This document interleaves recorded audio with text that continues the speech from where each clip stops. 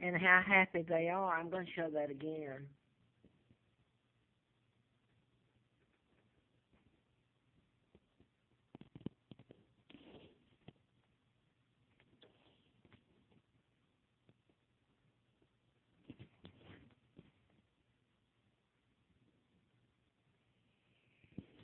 Uh, this is Margaret in Windsor, and this last tape I'm going to make today, I don't think I can uh, do anymore. Anyway, I hope someone hears it and is listening. I've told about the mind control murders going back to 70. They were done in patterns, so the agency doing it meant to do it. I just don't know in time things change and if it'll ever be forced in front of the public. I mean, the media is controlled by the Rothschilds, the people who have done, kidnapped me, took out my father, King Edward VIII, using a double to Mary Simpson. And here's Uncle George who helped. He's the illegal George VI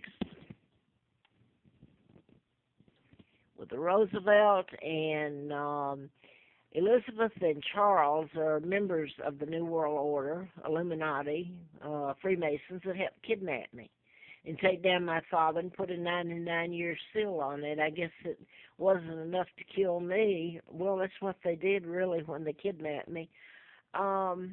Anyway, they had to put a 99-year seal on a lie, take down of my father. What do you think they took him down? And they had to lie about it with Wallace Simpson and an imposter. So these people are happy, though. Now then, I've told you about mind control. Timothy McVeigh even tried to tell you, and he's one of them done in the patterns over the years. He's dead for the bombing in Oklahoma City. This is the Boston bomber. Well, he's a victim of mind control, they are. Timothy McVeigh even told that the military put a chip up him. What do you think they put a chip up him for? I don't know. Did they call him crazy? He was telling the truth. Here's a psychiatrist that finished college at next door in Virginia Tech, and he was born here in Roanoke, Vinton. And I came up here in '86 and lived on the Appalachian Trail and froze and starved in front of the world to have a place to live. And anyway, here's Holmes, the Grand Theater, and he's being tortured using mind control drugs. Excuse me, let me back up. Mind control has nothing to do with mental illness. Holmes is being treated for mental illness and given psychotic drugs, and I'm going to say again, these are victims. This is, okay, let me put it this way. This is the Giffords, and this is totally in the patterns, if you get my gist. Tucson, Arizona. This is Adam Lanza, whose father said he wished Adam had never been born. Sandy Hook. These are victims of mind control. And to be treated for mental illness or been put in prison and killed for it, but to be treated and tortured in a mental facility for mind control for mental illness, I don't know what, it's mind control. Mental illness has nothing to do with mind control. You have to shut down the programming of the person. Now then, and it's gone global. It has been for a long, long time. And MK Ultra was slapped by Congress in '53, and from there on for using it. And it was used a long time before then, back in the early '30s, or perhaps before, I don't know, but back then. Now, so here's Edward Snowden, who's trying to tell you the truth. There's nothing a villain about it. He's a good man who's told the truth, and he's suffering tremendous loss. You think? Yeah, he is. Here's Terry Waite, who Oliver North. Remember the North hearings that were shut down in '87 July? Here's Sir Terry Waits, that they put a chip in him, whether it was just, well, that's enough, a global tracking device, or it was a chip that does mind control. It's sad. It's almost like if mind control victim, if you say they have a chip in them, that people look at them like the bad guy. They didn't put the chip in themselves, and by the way, nowadays you don't need one. It's since 1977 when I wrote the medical malpractice book about it, and had a letter from the FBI, and then on April the 1st of 80, I was still full of antifreeze and should have died.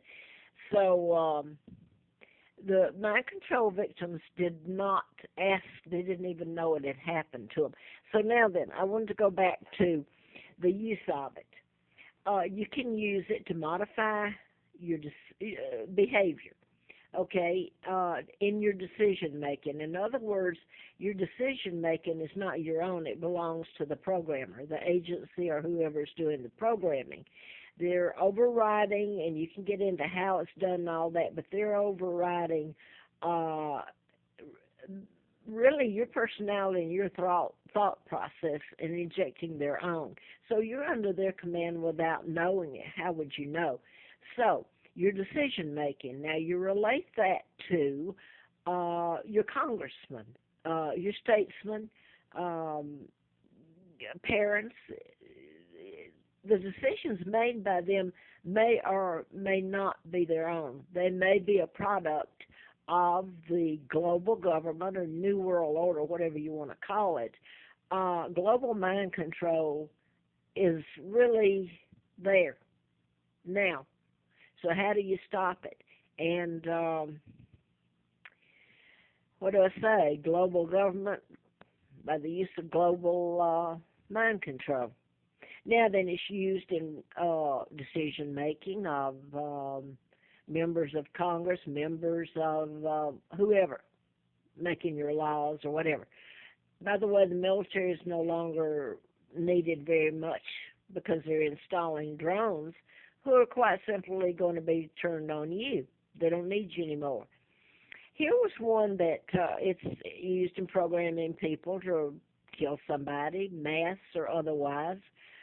It's used in so many ways it makes people look like they committed suicide, run the car into the river and drown, cancer, hanging themselves. However, it's done through mind control. The person is not responsible for it. That's the way you put it. In other words, I said it because I care very much, and they're being so wrong, is Oscar Pistorius in South Africa.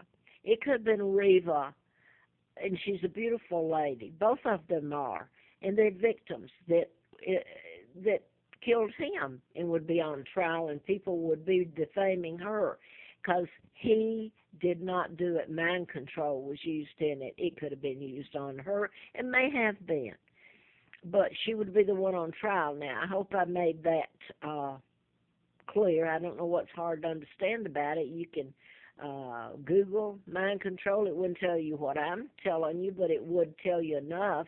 Or you go to YouTube and mind control, and there's a whole lot of information there by doctors who care and people who stuck their neck out and dared tell the truth.